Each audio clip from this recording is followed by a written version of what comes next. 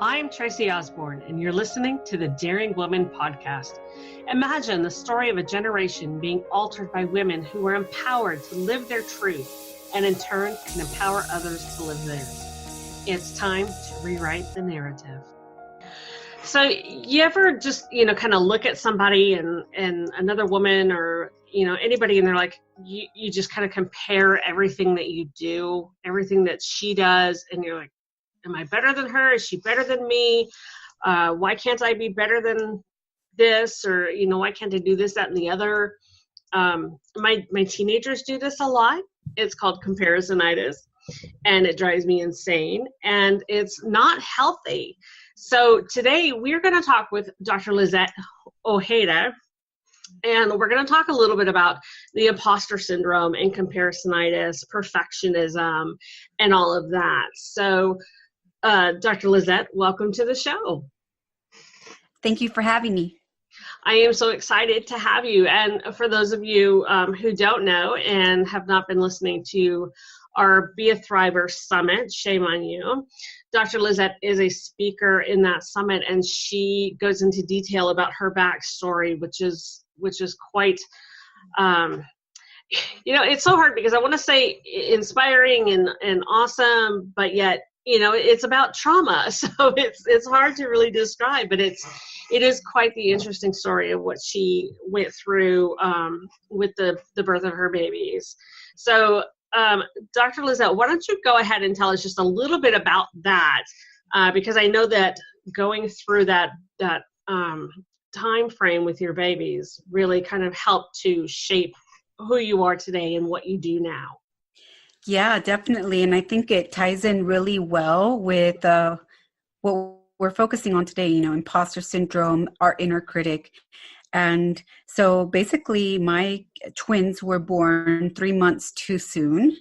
And I really think that it was because I was working really hard and I wasn't stopping. And part of that was fueled by feeling like a fraud, like I had to work twice as hard just to get half as far.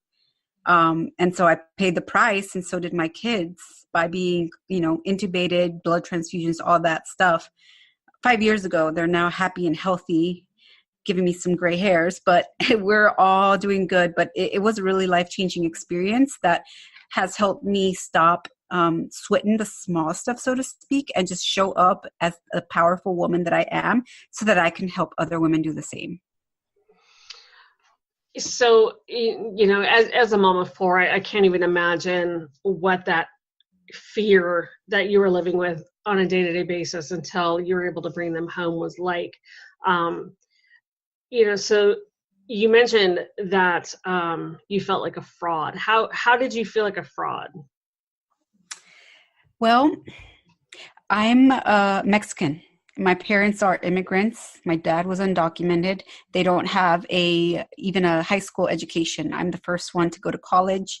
There are only 2% of Latinas who hold the level of position that I hold as an entrepreneur who is also a tenured professor and a licensed psychologist. So surrounded by other high achievers, of course, I only got to see what they were doing so well, and there were really high standards, and so I put a lot of pressure on myself to be able to feel like I belonged, like I wasn't just a quota, that I actually had something to contribute and wasn't a product of affirmative action, for example.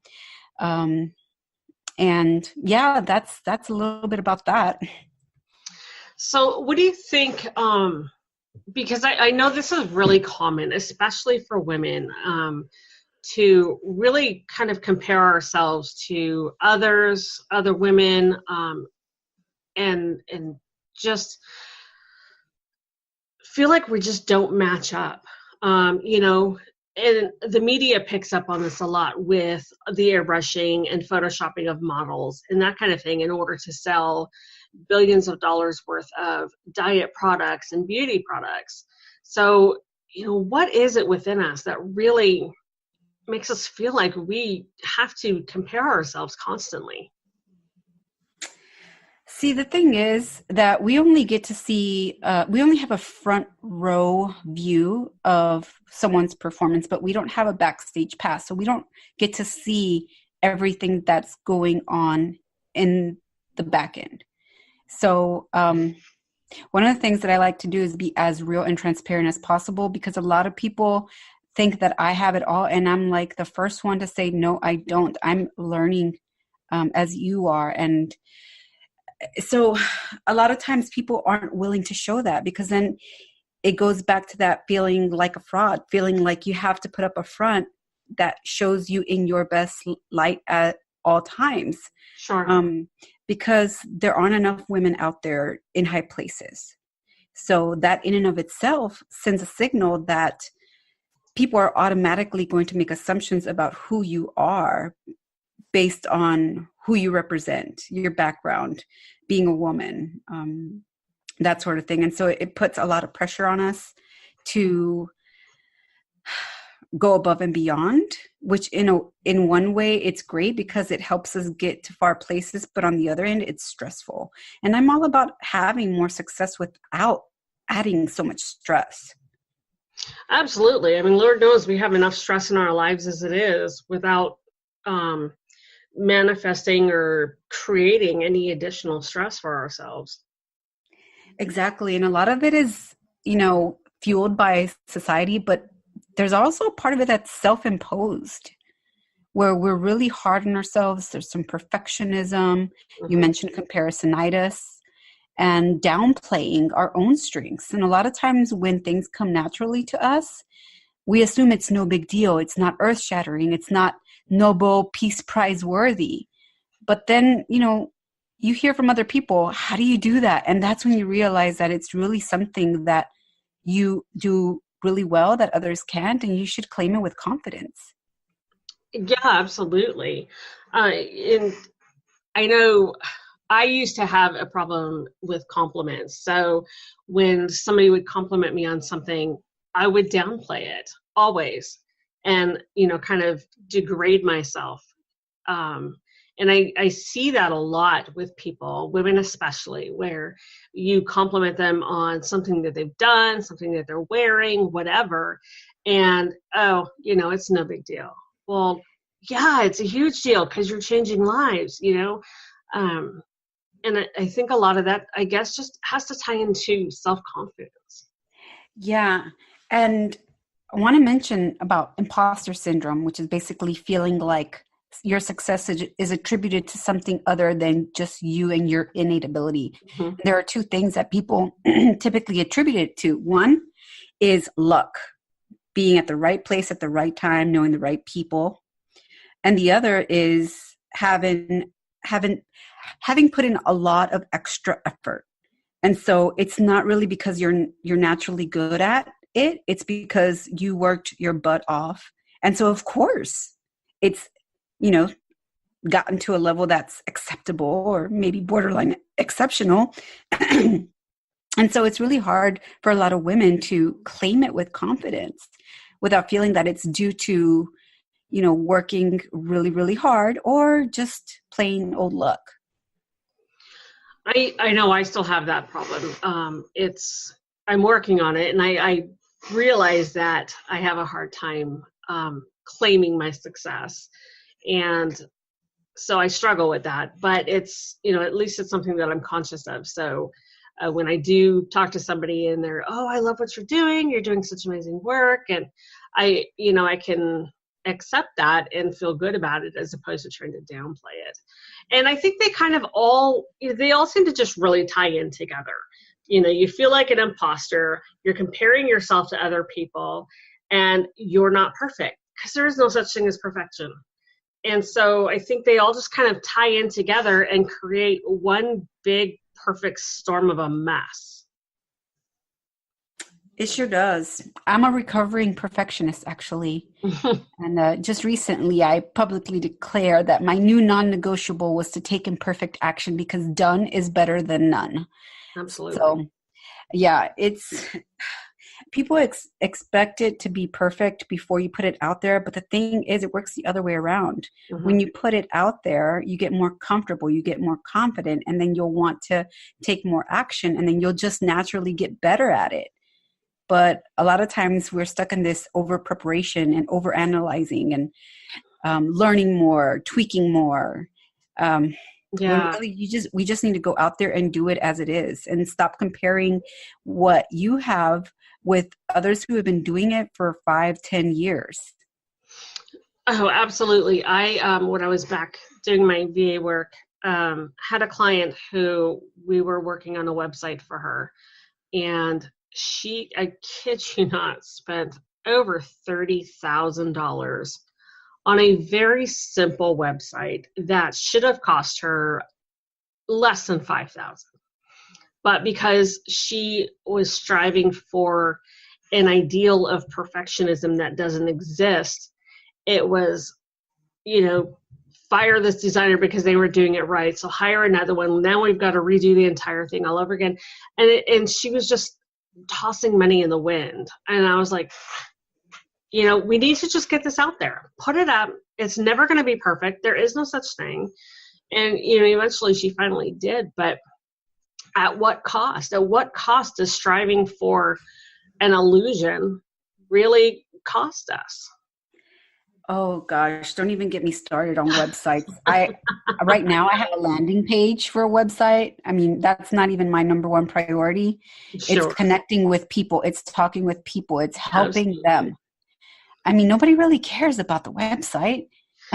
Not too much. No, I mean, granted, I'm bad about always working on mine, but then I have one of those websites that does need to have work on because it's a media site. So that's true. There again, it's comparing myself, looking at other websites. Oh, that website looks nice. Maybe I should redo my website, my whole branding, and I like their colors. And then I have to talk myself out of that because it's just another rabbit hole to go down because I'm striving for an idealism that I'll never attain and comparing myself to others. So it's a circle. Yeah, it takes you down the rabbit hole of productive procrastination. That's what I call it. I am so good at that.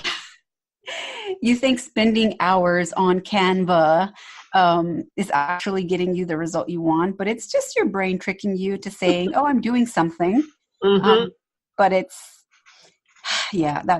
not going to work. Yeah, I get into that. I am so good at that, especially if I'm putting off something that I don't want to do. And I think it's super common for people to do that. If there's a task or, something that they have to do and they just don't want to do it, it's nothing to find all kinds of busy work to avoid it. For sure. Yeah. So, so we're looking at these models and we're looking at these women who are, have attained great heights, and we're comparing ourselves to them and we're trying to figure out how to be them. And we can't be them because they're them and we're us. So how do we get out of that mindset? How do we move away from the comparisonitis and the imposter syndrome into self-acceptance and self-confidence? So my first question would be, what do you admire about these people? Mm-hmm. Is it their confidence? Okay, well, how do we get you to be more confident? What's your low-hanging fruit? What are you most confident about? And how can we start there and build it up so that it spreads? So I think there's something there whenever we are attracted to certain people and kind of see them as role models or compare ourselves to them. Mm-hmm. And so maybe there's a part of you that has that, but you admire them because they have given themselves the permission to be that, to embody it and show up in the world as they are. So that's something that I would encourage people to think about. What is it about these people that you like? Right. That's a really good first step, because I know So I keep coming back to kind of the beauty industry and the media, because that's, I think, what, one of the most popular, most common things that as a woman we tend to do is look at these actresses and models and all these people, and we're like, oh, look at their flawless skin, and their thighs don't rub together, and there's no belly bulge, and all that, and we don't stop to think about the fact that they're photoshopped, they're airbrushed, they're contorted into these flattering positions. But if they sit like any other person, they're going to get a belly roll or whatever. So I come back to that, and I think a lot of that is number one, society based. Society puts a lot of pressure on us to look perfect, and I know for me personally, for me it's my rosacea.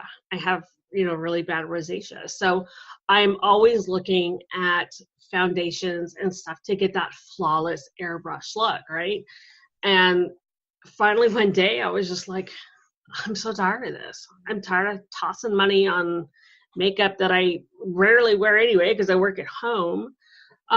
So you're right. We have to stop and look inside and say, okay, why am I really comparing myself to this person or these people? And what is it that I'm not confident about in myself that I see in them? As you talk about physical appearance, that's a whole other different area. But let's go with that. The thing is that, are they relatable? Can people relate to them? Because the majority of the population does not look like those supermodels. And so when you stay hiding, you also don't put yourself out there and show other people that it's okay to be who you are, because look, I'm showing up. And so when you show up, you give others permission to show up. When you don't show up, you don't make an impact. Your zone of brilliance stays hidden. And so you do yourself a disservice and the world. Absolutely. Absolutely. I've never really thought of it that way, but you're so right. Because we're hiding ourselves. And a lot of times the imposter syndrome here, we're hiding ourselves behind a smoke screen or a facade of what we think society wants to see in us. Right. And think about Oprah when she was at her heaviest. Sure. Did that diminish her? Yeah, absolutely. Did that make her any less relatable. Amazing? No, yeah, exactly. She's relatable, because how many of us struggle with weight issues, right? Yeah, I totally agree with that. And I know for me, when I first started Daring Woman, I thought, oh my God, I'm going to have to turn myself into Miranda from The Devil Wears Prada, and become this ogre of a woman in order to make this company successful. And then one day I was like, I don't want to be like that. That's not me. That's not who I am. I would die if I had to dress myself up like that every day and just, be ugly to people. But it's what society thinks. It's what they expect from us in different industries.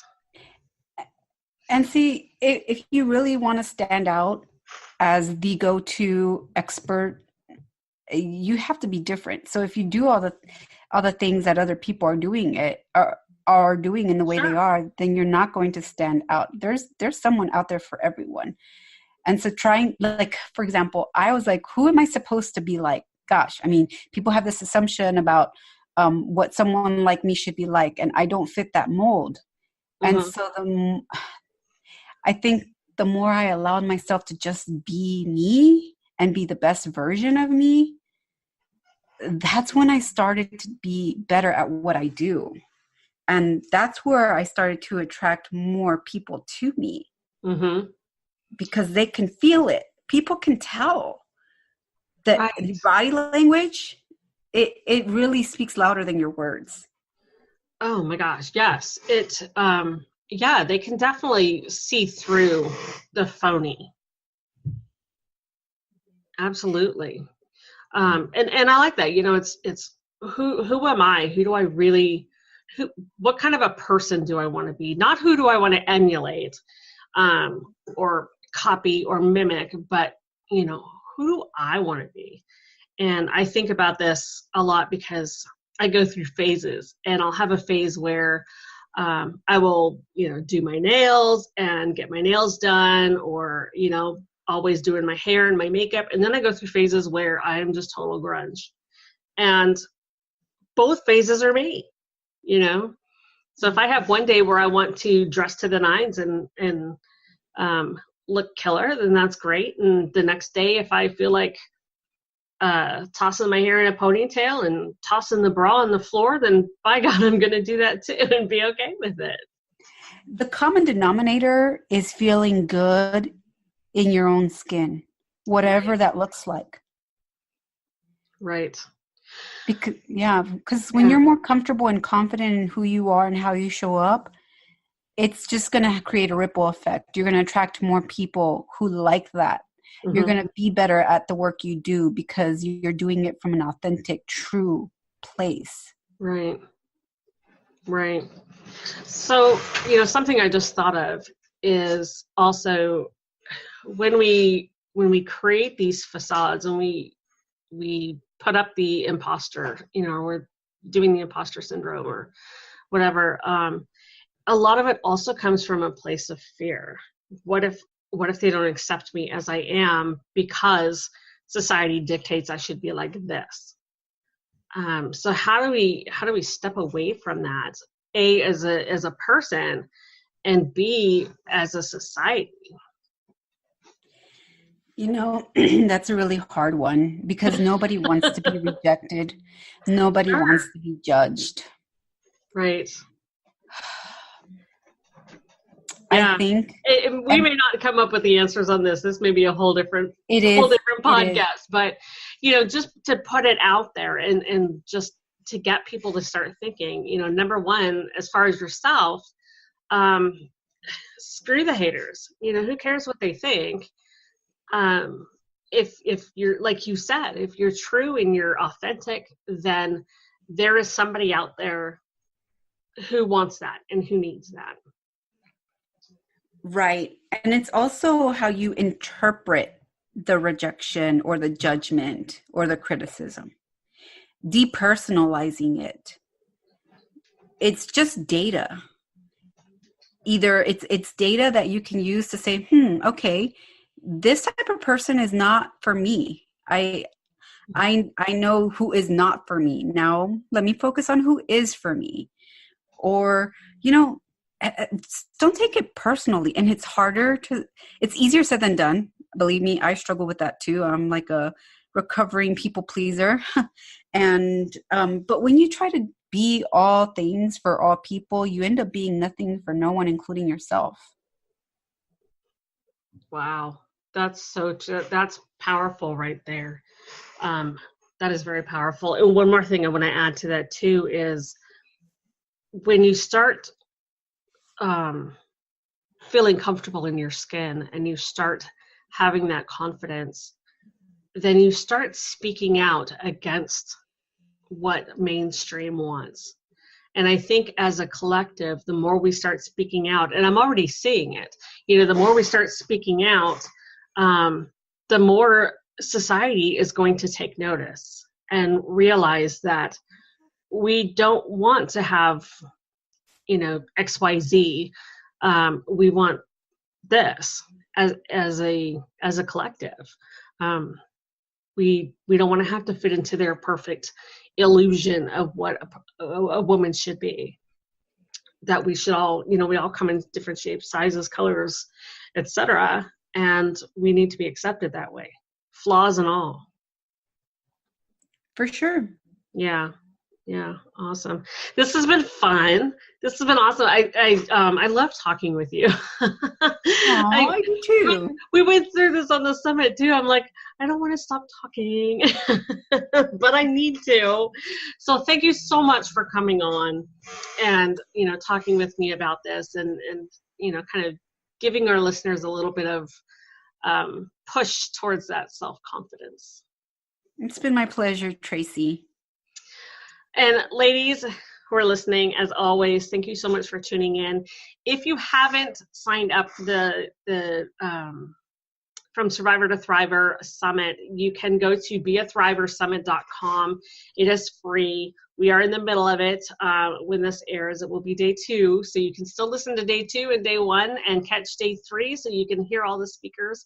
Definitely join us over there. And we will talk to you next week on the Daring Woman podcast.